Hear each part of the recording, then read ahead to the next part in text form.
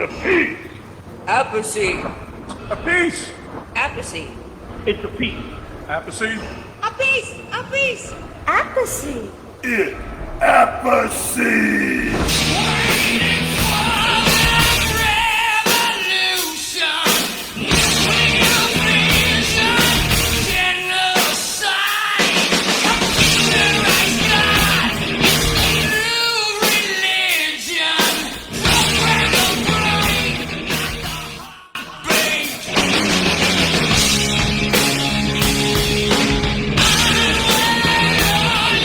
Ladies and gentlemen, Mr.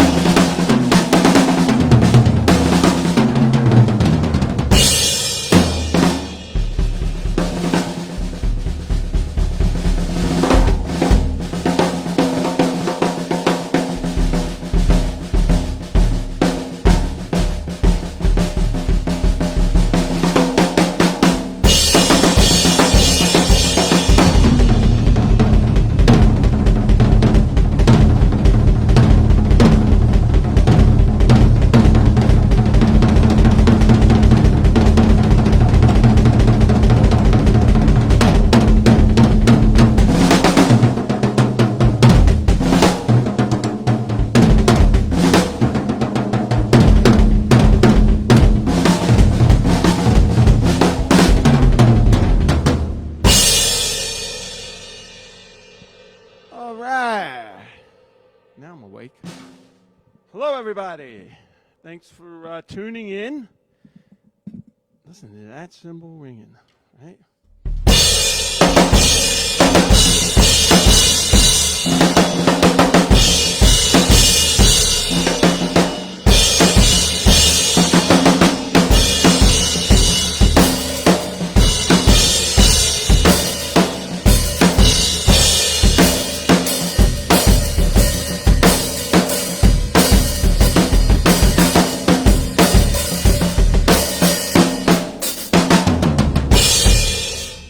Open cymbals everywhere. These are great cymbals. Double A Sabians, medium. They're really loud. They haven't broken them yet, which is amazing. So anyway, welcome to the show. This is me behind the kit. Behind the kit, there's a door. Behind the curtain, there's a door, and that's the entrance to the house. But there's some soundproofing blankets there to not be too loud. So I'm back. It's good to be back. I just came back from Vegas, and I did a rock fantasy camp there with the Scorpions and Sebastian Bach and a surprise guest, Steve Stevens. I love Steve. I love all of them.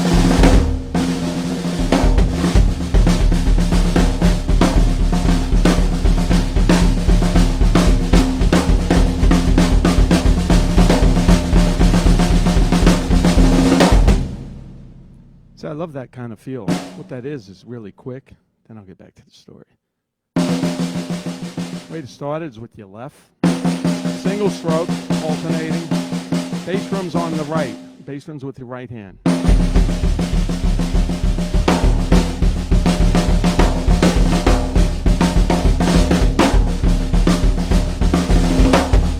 And what happens is the bass drum's playing on the ends. 1, 2, 3, 4, 5. Like that. This is the way to start it.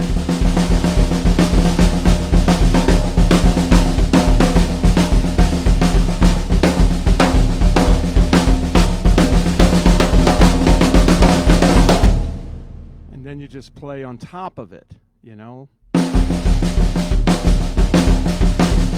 Paradiddle.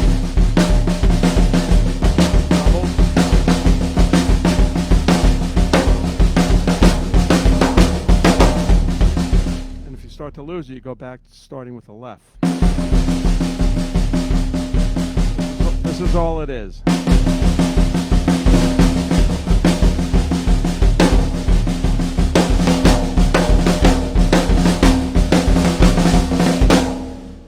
Crazy. Anyway, so we did the Scorpions, Sebastian Bach, and Steve Stevens came down as a surprise guest. I love the way Steve plays on those rhythms and all those Billy Idol songs. Really cool. Very, very rhythmic, very syncopated, you know. And so we had a great time. The Scorpions were amazing. Matthias, everybody pronounced it different. Nobody can pronounce it probably correctly, including me, at the whole camp. And Rudolph came down, and it was great because, you know, a lot of the campers aren't professional guitar players, and in the camp we use smaller amps and stuff. So they came down with, you know, 4x4 cabinets, and I don't know if they were using Marshall. I didn't take notice what heads they were using, but it was loud, but it sounded great. You know, so it was a good lesson in how much the sound is important. So they played with every band. There was 8 bands, and they played with every band that was in the camp, and they did a Q&A. It was fantastic, you know. Really, they were really cool. They were really funny, and you know, there's no language barrier. You know, they speak English and with a heavy accent, I must say. So it's hard to understand sometimes. And then Steve Stevens came down the next day, and we played at the Brooklyn Bowl in Las Vegas, and that was a big place for the camp, and that went well. And then the final night was Sebastian Bach's birthday.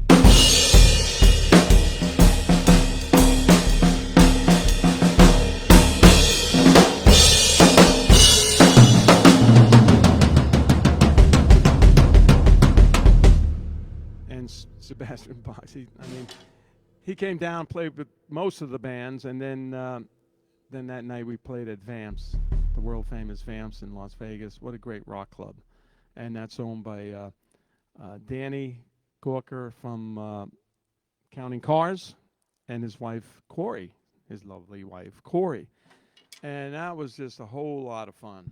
And Sebastian played with all the bands as much as he could. He was getting sick of playing the same songs. I don't blame him. Like, you know, what's it? I was thinking something else. And then he played a couple other cover songs and stuff. But you know, that's what happens with the camps. Whoever comes down has to play these songs. It's on a list of what songs to learn, and Youth Gone Wild was one of them. But he had to play it a zillion times in one day. But I got to jam with his 8-year-old son. He wanted to play Iron Man with me, so we learned it a little better. Jason Ebbs, who was there, taught him the other parts of the song. And at the end of the show, not the end of the camper show, I should say, I got up and Sebastian sang Iron Man with his 8-year-old son, and Jason was on bass and I'm on drums. It was pretty funny, you know. He did the bend on the string. Some guys can't do that bend to make it sound like the record. You know, it's up on the total top of the neck. You know, past the I don't know what you call it, stuff on the guitar. Even all these years, I don't know. I know the drums. I don't know the guitar. And he had that down, and we played that, and then we all switch around, and Sebastian loves to play Dio songs, especially when he sees me. You know, he starts going boom, boom, boom, boom, boom, boom, boom, boom. Come on, play that, boom, boom, boom. And just starts Holy Diver in the middle, and whether we know it, well, I know it, but whether anybody else knows it or not. So it was pretty funny. We did that.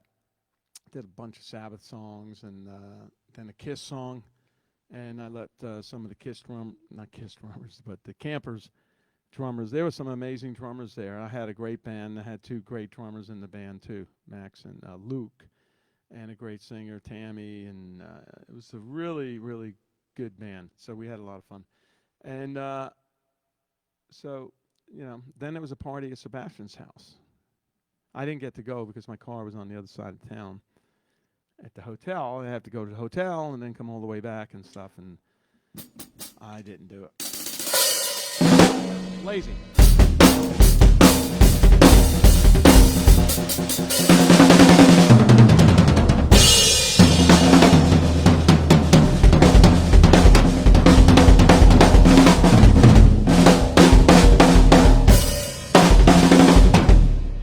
So anyway, that's what happened there. And then the funny thing, not funny, but on the way back, man, we hit some traffic on the 15. And this is weird. I never seen this before. That our side of we were going south on the 15, going home, and it just blocked up for a while. Not that long, but 10 minutes. And then as we passed what was the blockage, it was on the other side of the freeway going north. And it was a giant airbag, yellow airbag, 2 of them, a helicopter in the lane, not in the lane, but in the on the whole freeway. Fire department, and traffic was dead stopped. Some woman climbed over the fence and was up there graffitiing the mileage sign, you know, the exit signs up on the bridge. But she was nude. Go figure. It blocked the whole freeway, man. It must have blocked 10 miles of traffic. It was dead stop. People on the other side looking on, you know, the roof of the car or truck. They're trying to see what's going on. They're walking their dog. It was like a rock concert kind of thing. And I felt bad because, man, they're going to be stuck for a while. Helicopter there and the whole thing. I don't know what happened. We passed it, but I went, oh, my God, she's naked. Crazy, right?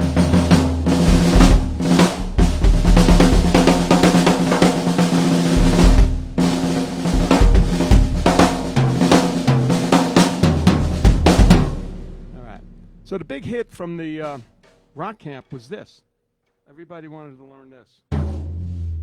Or this.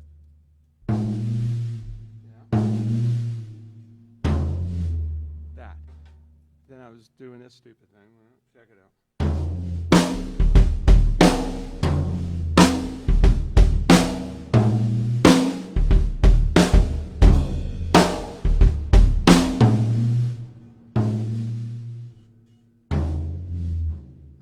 I showed a couple of drummers that, and then all the rest of the day, everybody going like this. But they can't get it. That's one of the hardest things to do. What that is a conga trick. It's a conga trick, and somebody showed it to me.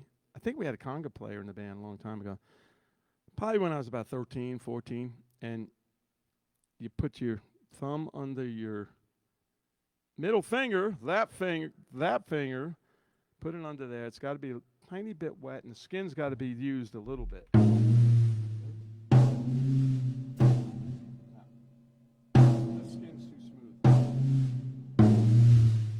And you barely touch the surface. See, when you do that, the skin's vibrating. You're catching the vibration. Oh!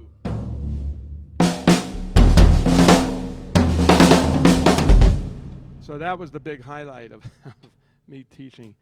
Every time I did a little bit of a clinic, I do all this stuff, and then they go, "How'd you do that? You know, how'd you do that?" And I used that on a couple of Dio records at the end, you know, or Sabbath. You go, fades out, and then you hear before it fades out. Some of these records, you know. The songs I played, that was Give Up the Ghost by Last in Line, my band. And the next song was an old song from 1978 called Bandits of Rock with my band Axis. And that album is the album that got me in Sabbath, because when I went down, I got a phone call to meet Tony Iommi. They said, "Hey, we're back in town. Sabbath is the tour manager, and we're looking for a drummer. We heard about you. Would you like to come down and meet Tony tomorrow night at the hotel?" I said, "Yeah." So I went down. This was in L.A. in Hollywood, and I met Tony, and he had the Axis album. And that's, he said, "This is really good, really good." So he liked the drums on it. He liked the drum sound.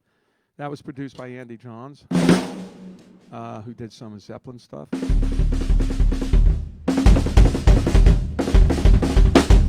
And he liked it, and that kind of got me in the band. And now that I listen to that song, it's funny. That's where the beat in Rainbow in the Dark came in. The song Bandits of Rock started.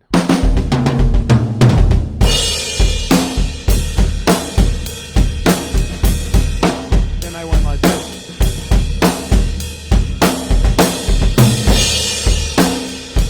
I did that riff like this.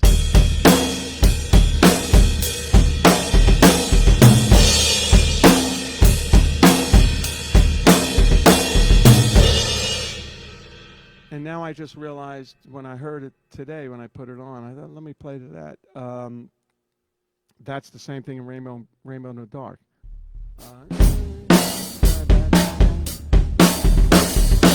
Somewhere in it. I did.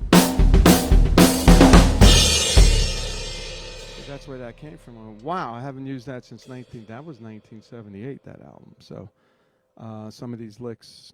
That's one of my older licks, you know. And back then, I didn't do any of these kind of things, replacement.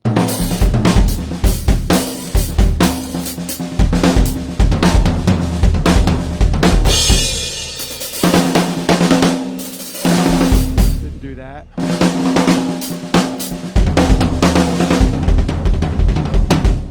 Didn't do that one.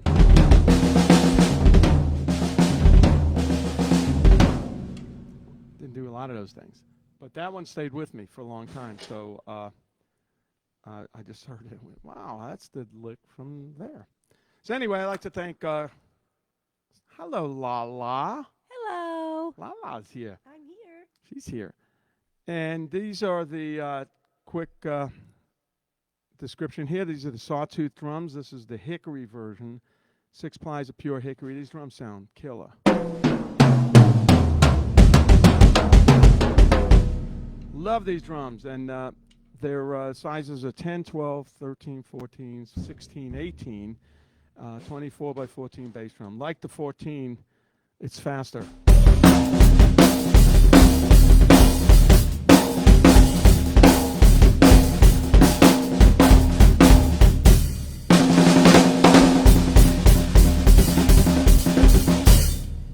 and they're all pure hickory. The hardware, the rims are just so strong. They're what do you call them? Die-cast hoops. Sorry.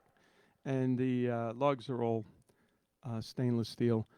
And they got two 45-degree beveled edges on these drums. That's why there's a lot of sustain. I've been using these heads for a while, and there's a lot of tone to them still. They sustain, and it's mainly the head on the drum, the way it sits on those beveled edges that makes the tone stand out and ring. It's like a very true sounding kit, you know. Snare drum's a 14 by 6.5, and it's just a great set of drums. You can check it out online there at Sawtooth. All the hardware is chroma cast, including the pedal.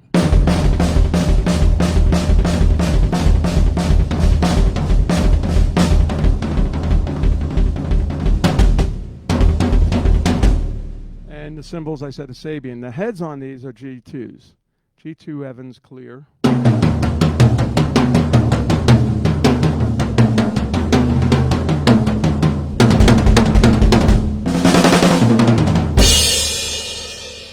Killer set. And I got the new set for the East Coast, the same thing. And the finish is this brown chocolatey, I don't know, purpley. It looks purple sometimes. It looks blue in it. It's a beautiful finish. So check them out online. These drums you can get in any configuration. If you just wanted a 14-inch tom and a 16-inch floor tom, like that. If you want to do that,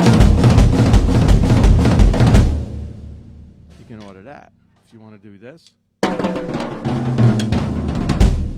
still have trouble getting in here. They're too high. You could order that too. You could order all these drums. You could order double bass. You could order anything you want. And it's a great sounding kit, and it's very strong. And the legs are extra heavy duty on the bass drum. I have a lot of problems with pushing this bass drum off the side of the stage almost. And these legs are really heavy duty. And I just, when we play live, we dig them into whatever's down there. And sometimes we have to put a couple of weights in front of it because I'm blasting it.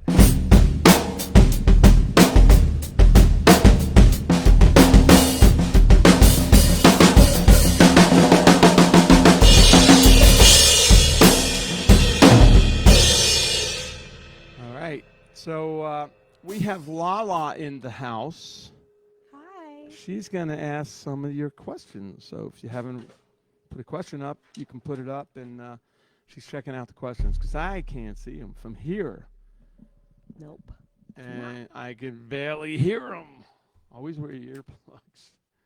Don't wind up like me. No. And what else? Anything else? No. Okay, so let's take the first questions. What, you have the music collectibles extravaganza this weekend. Oh, shoot. Yeah, see, it's in front of you. Oh, yeah.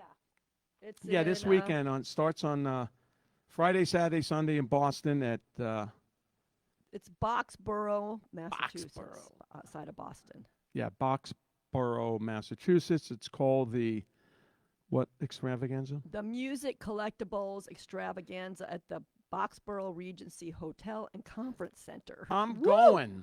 I'm going. It's this weekend. Are you playing at all? Do you know? No, I don't think I'm playing, but I'm on a panel. I'm gonna talk. And I don't know. They got all different events. It's pretty cool.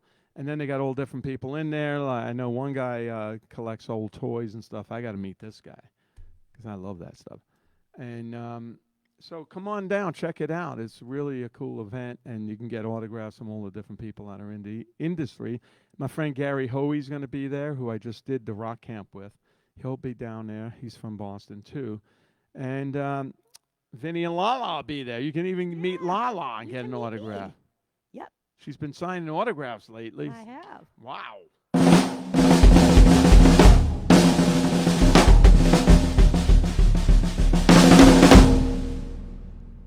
Okay. Okay. Talking about ears, do you ever get any treatment for your ears as far as issues? No. You know what I got? At one point, this was years ago actually, I just couldn't. They were clogged, and it was wax. So I had to get ears clean. So I went to Kaiser, and I'm with Kaiser. And you put the stuff in your ear, and then you turn your head sideways to both ears, and you hear it sizzling. Then they shoot the water with hydrogen peroxide in, and all this stuff came out. There was stuff that coming out from 1976, the first couple of Derringer albums I did. The nurse was like, "Oh my God," and I wore a white shirt. That was wrong too. She's going, "Oh my God, look, there's a lot of stuff." I said, "That's from the first Derringer album. If you want to keep that piece of wax, I'll sign it for you." And you put it in an envelope. Ew. Gross. That's gross. So disgusting. Yeah. Oh my God. So I've had them cleaned about 2 times after that. Now I just carry some stuff with me too, because sometimes I'll wake up and it's blocked. Put that stuff in and shoot the warm water in, clean my ears out. It's good, but the wax protects your ears. Especially when you're playing. I'm playing like this. You hit the cymbal like that. It's right in your ear. This one's always in the direction of your ear. So, you got to take care of your ears. You get earplugs and stuff, because I play with monitors. I don't play with in-ears. Stuff I play, it's got to be loud. It's got to be powerful. So the wax actually, builds up in your ears, and it protects against loud noises like this. And it protects, for you guys, it protects against loud noises and your wife screaming at you. That's between me and you. Or your girlfriend being upset and yelling, screaming. You don't hear that. It's a good thing. Okay, next question. Somebody asked me, Lala, if my ears are okay. I wear hearing protection for sure. Yeah, Custom-made ones. Yeah, she uses the custom-made ones. Yeah, I had them custom-made for my ears, and they really are really good. The ones I use are it. like from the Flintstones. No, You those get aren't good. Flintstone earplugs for the kids. Oh, yeah. Yeah, they don't work that good. But When Vinny's playing or last in line, I have them in all the time. yeah, and then I have to. play louder to see if they can pop out. I want to be able to hear, unlike Vinny, who can't hear. I can't hear anything. I got can't hear. closed caption on every TV in the house. I wish they made sunglasses, cool-looking glasses. Put little mics in them and little screen. It's closed caption instead of hearing aid. And you could just read what the person's saying, Maybe I'll invent them. Okay, next question. What is Holy Diver, the song about? What's Holy Diver, the song about? You know what? I don't know. This is the weirdest thing with me. I listen to structure, tones, and riffs of songs. I don't really listen to the lyrics so much. I just not in tune with the lyrics. And Ronnie told me what they were about many times, and I still don't know. So I have no idea. But last week, they pulled the plug on me, as you notice. I'm playing Holy Diver, and then thereafter, I see the count of people watching go way down, and a message came on the screen. I'm like, what the hell is that? And it says a copyright infringement. Really? Come on, guys. I'm on that song, I'm on that album, like songwriting, a whole thing, and they cut me off like that. Luckily, I re-signed on, and everybody joined back.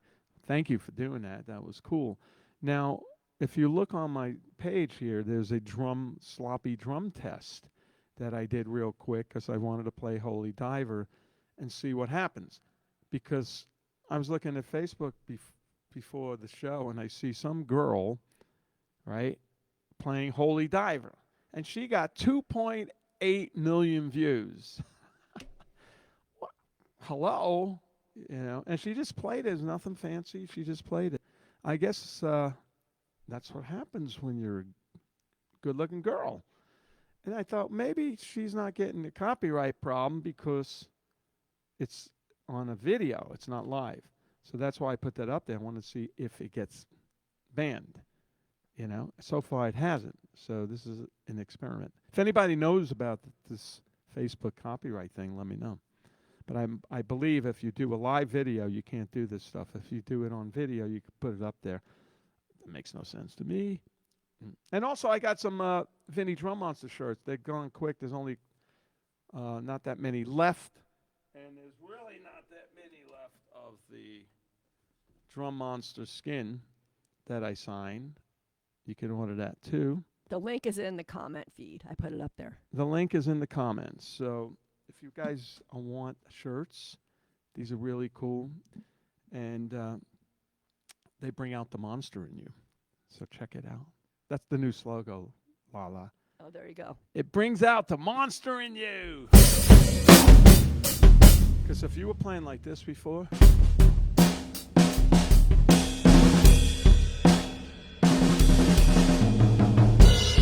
and then you get one of these shirts and you put it on, it's like.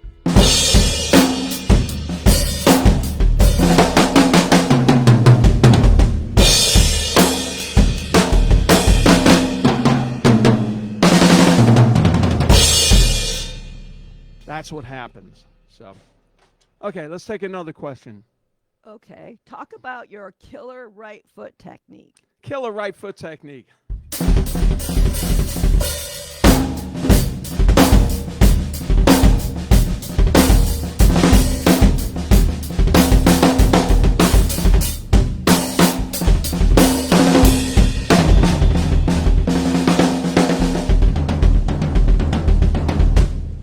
Okay, my foot got really strong because I've always played single bass drum. You know, I went to double bass and tried it. I didn't like it, so I had to rely on my foot. So, you know, the first beat that was very interesting, my brother showed me, which was the same beat John Bonham used on Good Times, Bad Times.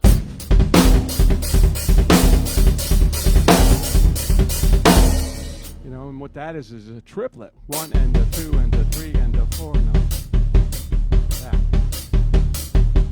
And then you put the snare in 1 and a 2 and a 3 and a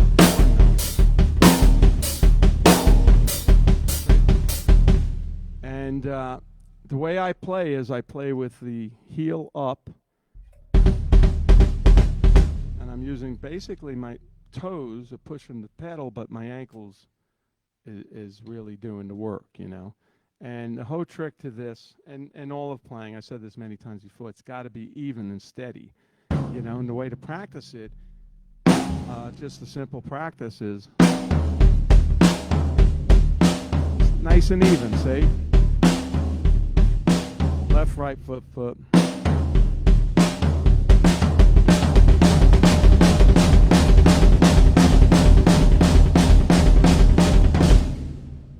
Then you go fast. If you're doing it and you're getting fast and sloppy, it's time to go back to slower speed like this. You got it good here, then you go faster. That's no good. You don't want to You don't want to play that. You want to play this.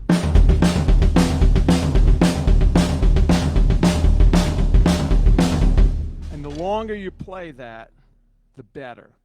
If you look at some of these old books, which I have on a stand there because I go through them, Stick Control, written in 1938 or 28, and it says, practice each exercise 20 times, you know?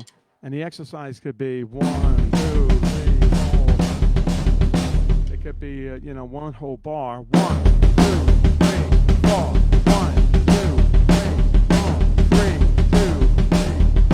4. That was just 4 of them. It says 20. And that's what makes you good. If you just go, oh, I got it. That doesn't do anything, you know? Then you try to go faster. It's a mess. But if you sit there at the speed, it's clean and even.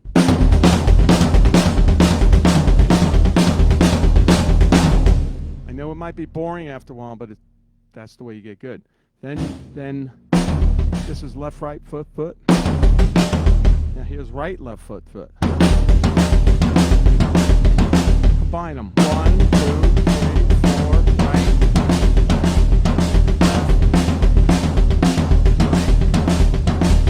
That's a transition. You went from left, starting with your left, to starting with your right, but you don't want to hear that. You just want it to be smooth.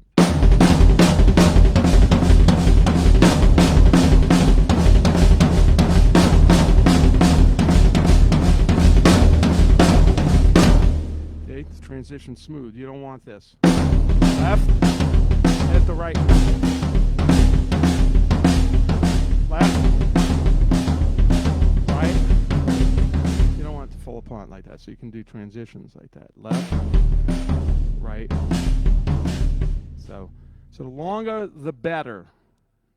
Remember that. Speed is last, okay?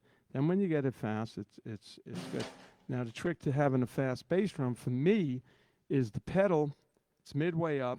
Spring is really tight, and the beater. This is a 24-inch drum bass drum.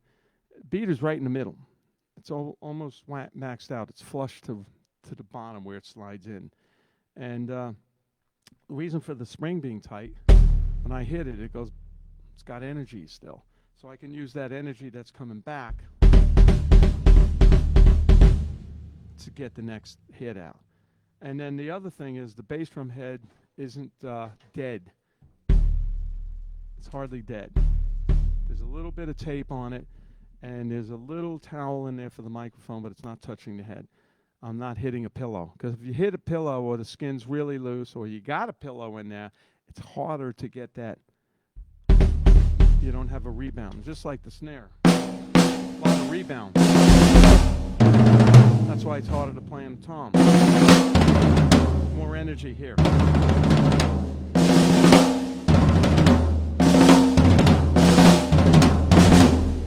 You ever split the roll like this? It's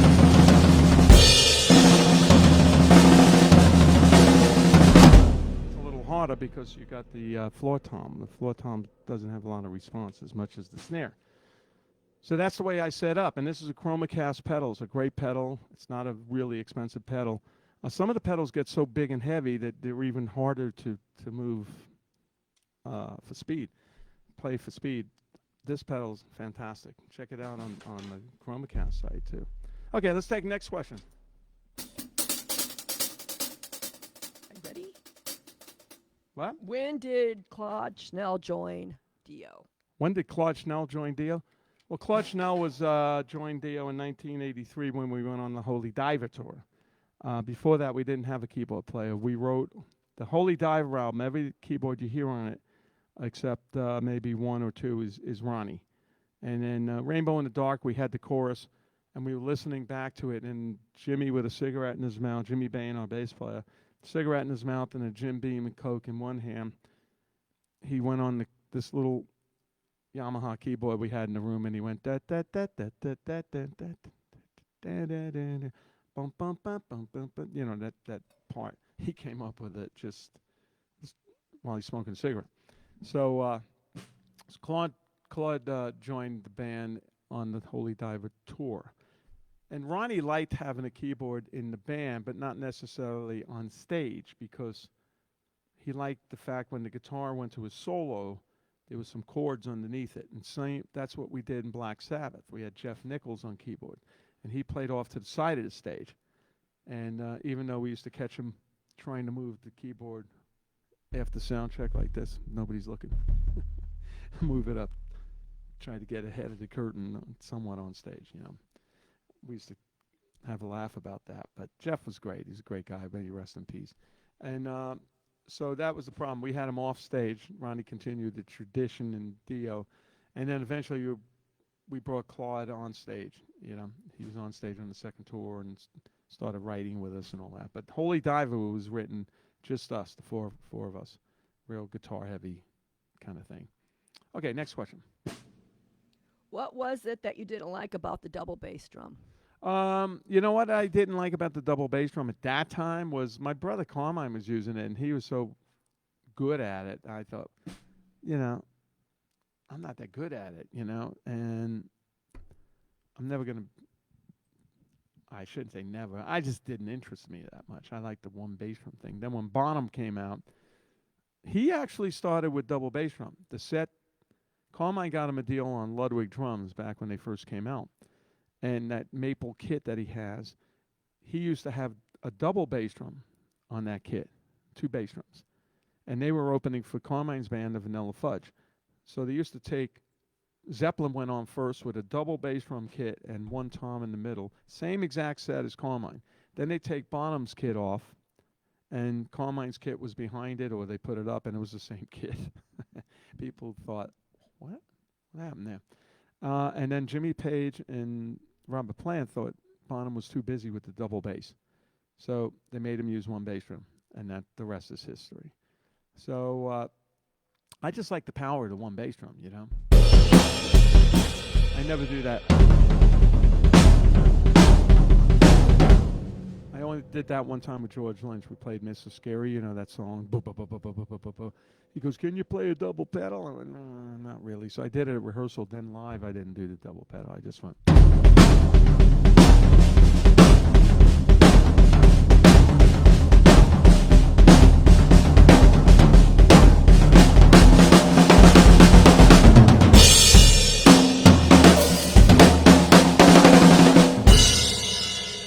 So George didn't know the difference. After the show, he goes, "Yeah, that was good, man. Mr. Scary was good." He thought I was playing double bass drum. So anyway, that's it. Okay. How do you get that left hand roll while riding eights on the cymbals? Left hand roll. While playing. Wow, that's just, or I don't know if you're talking about this. So I do these a lot.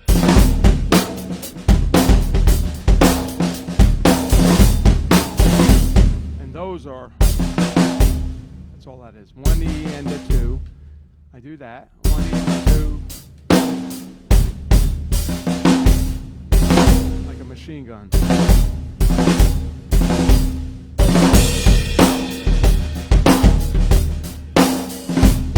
The other one I'm doing, this is just a grace note. It's a triplet. Yeah, I think that's what you're talking about. It's just 2 beats with the snare.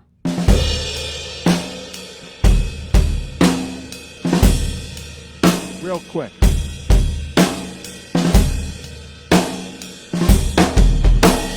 That just gives it a little bit more feel, you know? But just played it straight. Now.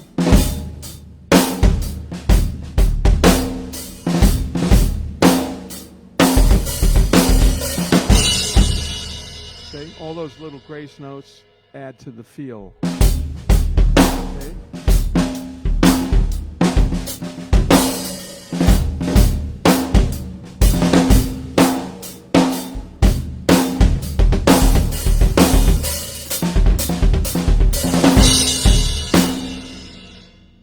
All a lot of grace notes in there too.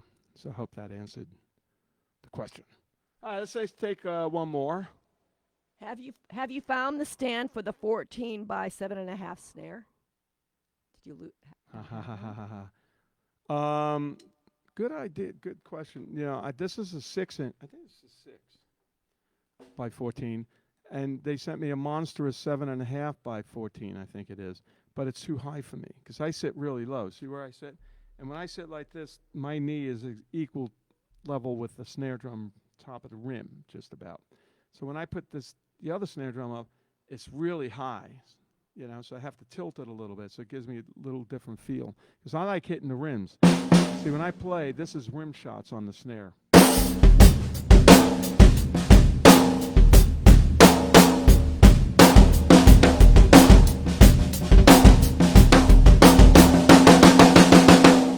Without the rims, it's softer.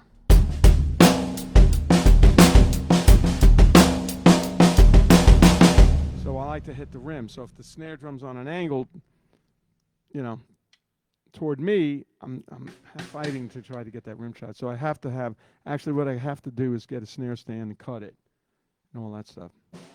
I was just talking to Joe, the owner of Sawtooth Drums. I said, I'd like to get my stuff welded, like everything, so it can't move, you know. When I was 14, 13, I was always playing loud music, and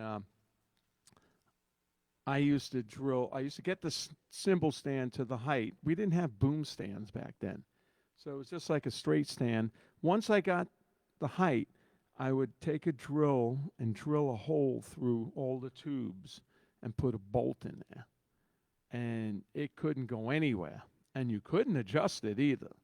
But I used to do this crazy stuff, and it worked, you know. It's kind of like welding it.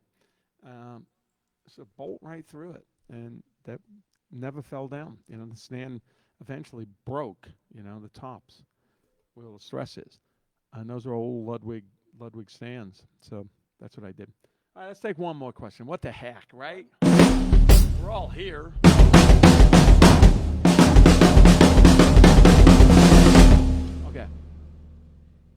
still have any of their kits from back in the day? The only kits I got parts of kits. You know, stupid me. I got rid of some kits. I should have held a Holy Diver kit. But I do have a Mob Rules bass drum, which is an old Ludwig 24 by 14 maple. And the snare drum that I have over there, I think, is the snare drum from Holy Diver and Mob Rules. It's the Ludwig 400 Chrome. And I believe that's what that was from, because I could tell by the old rocker Ludwig had on it, it's old. So that's I wish I kept the other stuff. And a couple of the other kits were sold off. One of them, the big giant kit I used in 2009 with Heaven and Hell, 21 pieces. That's why I had to get shoulder surgery, because I was hitting them backwards. I was hitting them that way, and my shoulder didn't like that. That one went to a museum in Germany. So it's a rock museum in Germany. I never found out exactly where it is, but I will do when I go over there next time. And that's at a German museum. The other kit before that, 2007, Heaven and Hell, was sold to a casino production company out where I live. And it's being used for all different shows, which is cool, because otherwise it's sitting in the garage. You know, sometimes they'll send me a picture. Here's some Japanese show, and the guy's got, you know, 2 toms and 1 little tom. It's really small. Meanwhile, that was a big Black Sabbath kit, and I'm laughing, going, that kit was playing with Black Sabbath, and now it's playing with this, like, really different music, you know, so pretty funny. So anyway, guys, thanks for joining me, and ChromaCast and Sawtooth Drums. I'll be back. Am I back next week? Yeah, next week's good, because next week we have the last 3 shows of Last in Line until Def Leppard finishes their tour with Motley Crue, and we come back in September and start playing some gigs. So I'll be doing various things in between, and I'll be here next week, so come and join me. And once again, thank you very much, and thanks to Sawtooth Drums and Joe and Tanya and La. And we'll see you at the Extravaganza in Boxborough, Massachusetts. We'll be there Friday, Saturday, Sunday. Yeah, that's it. Okay? All right. We're going to go eat some Mexican food now. Yay!